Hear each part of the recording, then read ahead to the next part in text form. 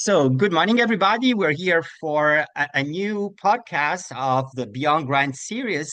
And today we have Polo, who is the managing director of Mission Invest, an impact investing fund that lends to Catholic Church related agribusiness clinics and schools across Africa.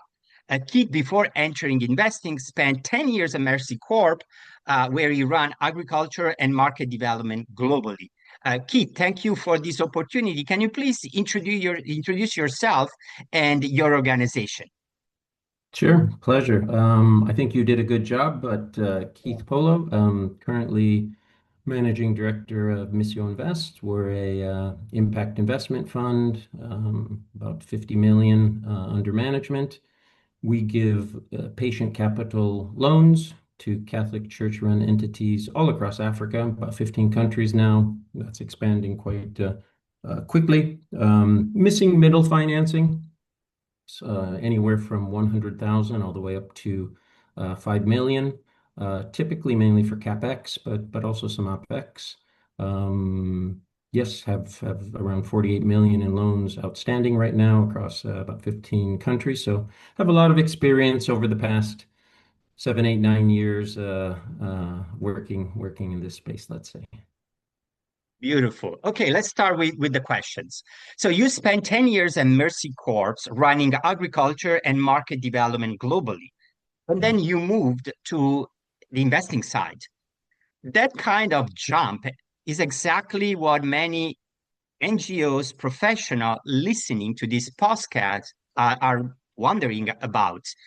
Take me back to that period. What were you starting to see at Mercy Corp that made the crossover feels necessary or made you know, uh, to do Sure. this switch? Sure, I understand. I understand. Well, back in the day, and I suppose I left Mercy Corps, that would be 2012, 2013. Um, in that period, Mercy Corps was already had a fairly healthy lean towards market development. Perhaps was one of the first movers in that space, looking for sustainable economic development, but looking applying a market systems development approach and so on. Mercy Corps already had a large financial services unit that started up or financed MFIs around the world, so that helped. And at that time, there were many conversations going on in the organization around the future. I think that was always a strong suit of the organization, thinking forward, trying to be innovative. There was a social innovation unit set up at that time. And during my last 3 to 4 years at Mercy Corps, we dabbled in creating an impact investment fund. Now, this was internally financed. It was called the Phoenix Fund back then. And we started in agriculture doing small investments, 50,000, 100, and so on. And then that evolved over time into the current social venture fund that maybe some of your listeners see out there, which is having great success. And, they've built a great team and so on. But that took a lot of time to build up to that, doing a lot of piloting, um, doing a lot of testing, trying to find partners to fund it in the beginning with grants, and then now I know they have many investors. So that was a long process. It's 10 years probably, something like that. So, let me understand. So you manage serious grant volume in that role, from what you're saying. Like looking back now, what was the money actually doing? How were you using the money? Right. Well, back in the day, of course, like other large implementers and INGOs, we had support from uh, many of the big supporters, USAID. Back in the day, that was DFID, the EU, Gates Foundation, you name it. And Mercy Corps was quite an active partner to these donors. I would say one of the interesting things of Mercy Corps was that, like I said, it was always took a market-driven approach to its work and always was incorporating some type of financial services piece into the programming. So maybe that was a little bit different, and it was a part that entered the culture that any intervention on the ground, if it was economic development, or in my case, it was mainly agriculture, there was always the financial piece. So it had to come from somewhere. Maybe it was working out an arrangement with a local MFI or a commercial bank. At that time, there weren't really many impact investors out there. That was the word wasn't even created back then. But we were dabbling in that, and as an organization, that was a priority. So I think that's where a lot of the learnings came from, and then some of that practice area started to develop. Very good. So then you move from running grants to running businesses on the ground in Africa. So this Right. is a very different kind of accountability. What did you have to learn that NGO world had not taught you? Yeah, good question. Well, after dabbling in the precursors to the Mercy Corps Social Venture Fund, Phoenix Fund, then I knew I wanted to focus my time more on actual social enterprise development, running these businesses that had a good social impact. But of course, the financing needed to be there. So I come from a commercial agriculture background, growing up on a commercial farm in Illinois. And at that time, there were some opportunities out there in Africa, as there are now on agribusiness development and so on. So, via networking, contacts, and so on, I was able to make a jump and started running a few businesses in Tanzania with a first mover impact investor. No one would know about it. It was a small scale. But to get the experience of on the ground team management, business management, I was running two of them there, a smallholder farmer sourcing business, and then one that dried vegetables for then packaging and resale.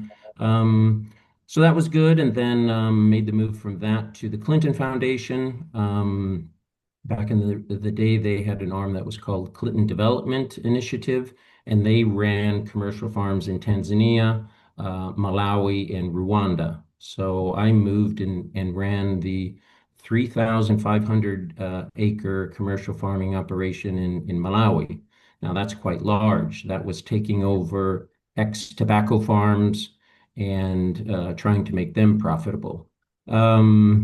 So there, right, what's different from running a grant? Well, yeah, you're not starting on day one or the beginning of the fiscal or calendar year with X amount of dollars, and you've got to spend it down, and that's your burn rate. Quite the opposite. So there was a significant amount of time spent on refining the business strategy. What works? What can bring in revenue? How do you bring on talent that can work on the particular business units and so on? In our case, we decided to focus on maize seed corn, soybean seed, things like that were sold in USD. So you start to make arrangements with some of the big seed companies back in the day, like Panar, Pioneer, DeKalb, things like that. And then you can go out and raise money. Now, at that time, you would raise money. Everybody talks about blended finance. It was the same back then. You could get some money that you had to repay, so very low interest loans, but then still using some grant money. So that was blended finance back then. But you needed to make your business case, right? So I would say that's probably the main difference, a different set of proof points that you had to prove to that blended finance investor, which is a mix of, grant and some loans. So that's, a bit turned on its head, I would say. Very good. So now let's talk about the organization. for which you're working now, Mission Invest Mhm. underwrites loans against a clear test. Borrowers have to generate an annual cash flow, I think at 1.5 times their annual repayments before Mhm. you'll consider them for a loan. This is a specific and kind of an unforgiving number. When an NGO comes to you wanting to launch a revenue generating arm, what do you actually look at in the very first, 20 minutes, 30 minutes to know whether they are ready for this type of opportunity? Okay.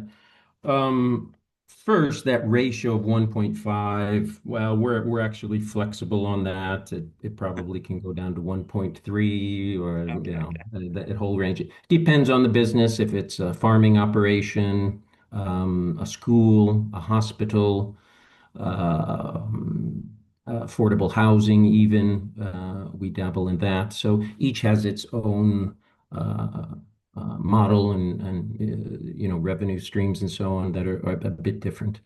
I'd say one of the first things we look at are the people, the organization, how they govern themselves. How is it structured? Who does what on the team? That's always very important. Then obviously their current activity.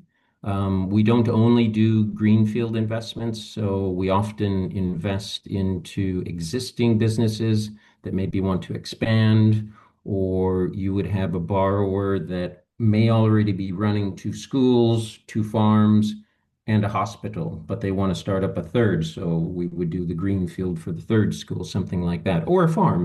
We're split up pretty evenly across those sectors. But in terms of revenues, sure, you always go to the revenue. What's historical revenues? We always would love to get even 5 years, but sometimes it's 1 year, sometimes it's 2 years. But you look for the trends there, the revenue trends. How they spend their revenue, if they're overspending, underspending. And then we spend a lot of time with them going through business strategy, trying to refine and understand, okay, what's really working well, where do they need to improve, and so on. So that's I think that back and forth strategy part, and we do it quickly in a month or so, maybe 6 weeks. Then we'll jointly come up with financial projections and try to slot in a loan, what they've come to request. Does it work with what their projections are? And the reason why we use that ratio you mentioned, Mhm. 1.5x, is mainly because the last thing in the world we want to do is put them into a corner where they might fail. Um, as I said, and you mentioned too, we invest into Catholic Church entities. So those could be local small sisters congregations of nuns that have one school, one convent. So very few assets. So for them, for instance, to go to a commercial bank, they would have to put collateral up for that loan, and that might be their entire asset base. So for them, that is extremely risky. We don't take collateral, so our loans are not secured, but we take moral obligation. So typically, we would then, let's just say in this case, if the borrower is a congregation of sisters, we would link back to their mother congregation. Maybe that's in Rome, or maybe that's in the capital city, the diocese which in they work, get letters of commitment and moral guarantees from their partners and so on. And that's been something that has worked for us. So there's that moral commitment to repay the loan. But if you go through the whole loan process very closely with the borrower, then it's a let's say a joint commitment that has proven to hold water, let's say. So, Very good. And then thank you for explaining how, you build this when it comes to loans and yeah, yeah, sure. commitments. Interesting. Sure. So Yeah, please. No, yeah, well, if you asked me to get into the weeds of that, I could talk all day, but I won't bore you. No, thank you. It's an interesting model and different from, what other impact Sure, investors are sure, doing. sure. Uh, so in a piece I wrote, I argued that NGOs have a real and kind of overlooked role in pre-investment ecosystem building, incubation, market Mhm. making, and getting enterprises ready for capital. Previous conversation we had, like you kind of pushed back on that. Tell me more. Where I got it wrong, or is there something I'm missing? You're putting me on the spot here, Claudio. Please. No, it's not that you got it wrong. But coming from that space, from a large NGO and having managed very large projects, getting them funded and so on, I do know the cost structures of some of those market development programs, and they can be quite expensive at times. Um, and so then when you think about, let's say, from the impact investors' perspective, or even the private sector, I recall when I was managing the commercial farm in Malawi, you have much less capital at hand to Yeah. hire external consultants for feasibility studies or maybe to solve some type of technical question and so on. You oftentimes have to run under a much tighter budget and so have to bootstrap a little bit of those activities. So that's one point I wanted to make. But then in terms of my role now, we do a lot of TA, and I would agree with you that the pre-investment side is quite important. The preparation of a refined strategy, maybe it is the most cost-effective design of an irrigation system, for instance. It could be making sure that the BOQ for the new hospital or maternal ward that's being developed is within regulation, within cost. So you need some support there from an architect or a contractor. There's so many examples. But we put a lot of effort and also expenses into that pre-investment. We've had, I'd say, 50-50 experience with outside providers. Um, to date, I think sometimes they can be a bit expensive and then sometimes aren't plugged into the actual business operations or business model. So there's a big learning curve to bring someone external in. And sometimes they're somewhat expensive. For instance, if your loan is only 200,000 or 300,000, something like that. So there's a cost issue there that I think can limit sometimes what an investor or actually a big business operator can afford from an external TA provider. That's one. And then the other, and what we've ended up doing is keeping everything internal. So we hire someone per country to help across a whole portfolio of businesses. And just from our perspective, we found that to be more cost effective and more streamlined with the actual businesses that we invest in. But that's just our perspective. I asked this question because, as you know, there is a huge crisis when it comes to funding, and many NGOs are seriously considering impact investing as an opportunity to find resources to develop their mission, their projects.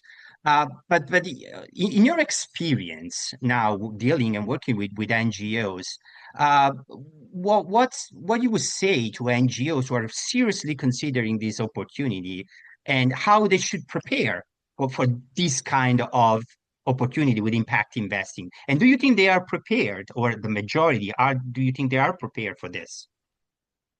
Yeah, I think most of the leading international or well-seasoned local NGOs could be prepared. Yes, Mm. yes. They all have smart people, very, very smart people, good operational structures. Um, Hopefully still are sitting on some well-protected reserves. So I think it's very possible to do that, and I've been in that position three times in my life. Two worked out well, one didn't quite. So I know both perspectives. I would say it probably takes longer than one thinks. It doesn't happen overnight. It doesn't happen in 1 year, maybe not even 2 years.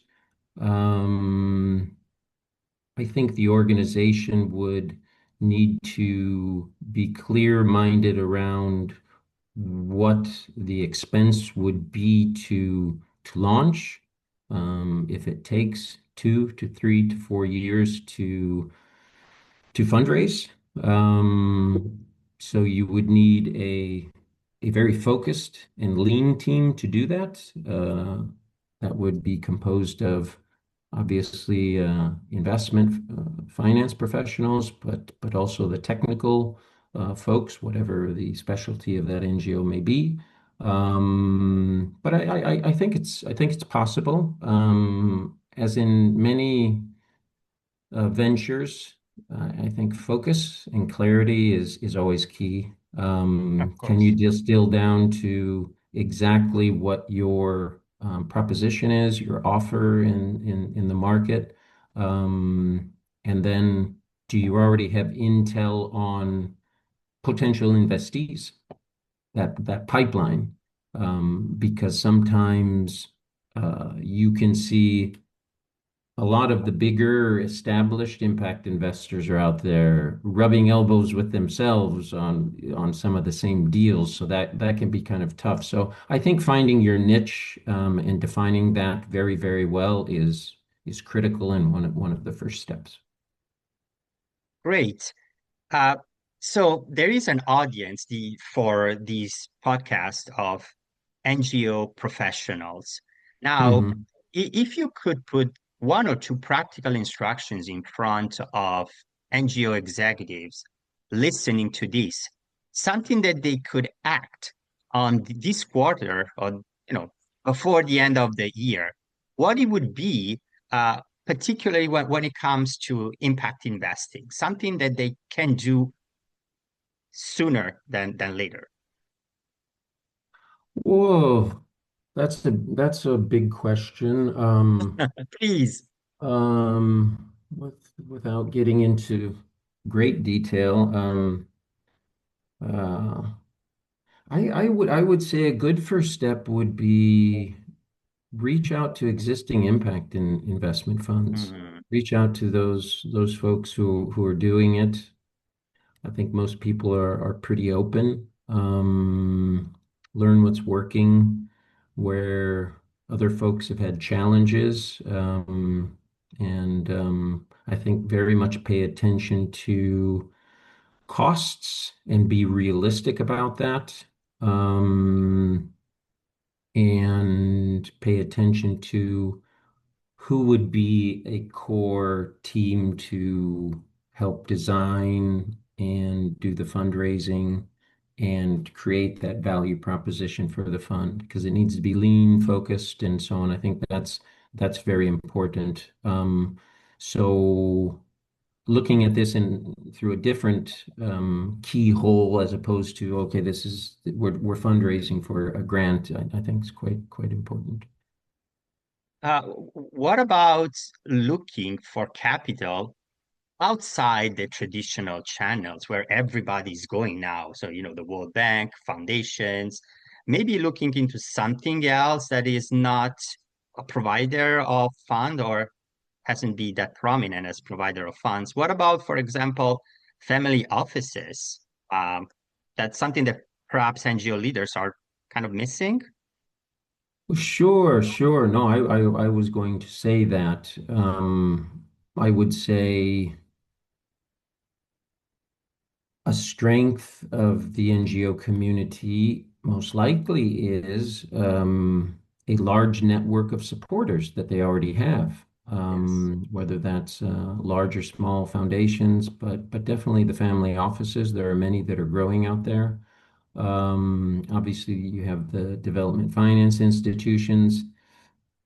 That's more difficult to break into without a track record. Mhm. So I would think that in these current times that are pretty difficult and obviously have changed a lot, lean on your existing funders. I'm sure that's what everyone is already doing, so that's probably not new.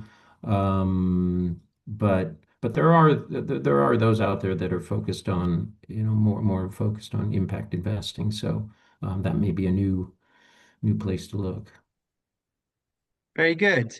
Uh, Finally, you move between European philanthropy, African operators, US development finance. What does the average DC-based or US-based NGO executive miss because they only see one of those rooms? Hmm. Hmm. Hmm. Good question. What comes to mind for me is narrowing down a unique value proposition. I see out there more now that there's greater opportunity in multi-sector financing, not necessarily maybe some of those priorities that were always prioritized, let's say, just as an example, USAID, if that's Hmm. smallholder agriculture or whatever else, were the some of the priorities. Um, if you look at Africa, what's the demand out there? Hmm. Certainly, there's investment opportunity in agribusiness. But there's massive opportunity in education, Yes. healthcare, affordable housing, access to energy. I would look at that demand and come up with a value proposition that I think um, financiers know that there is a return in those sectors because there's such demand on the ground from the growing middle class in Africa.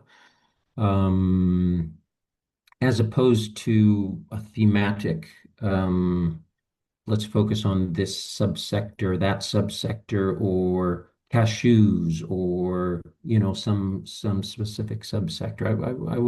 I would look at it and frame a fund or an investment thesis on a higher level based upon the demand that's on the ground.